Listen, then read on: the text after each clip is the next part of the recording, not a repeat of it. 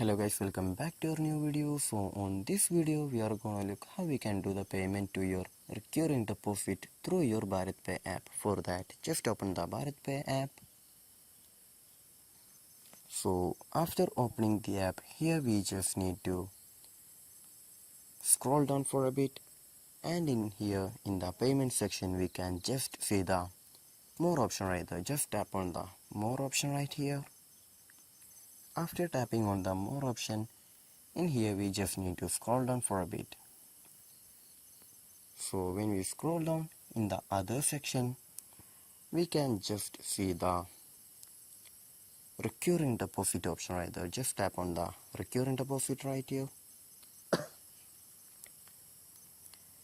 and then choose your provider right here. After that, just enter your identification number right here. After that, just tap on the continue option and do those procedures. So this is how we're gonna do the recurring deposits on your Bharatpe app. So I hope this video was useful for you. So just do like, share, subscribe to our channel. Thank you and have a nice day.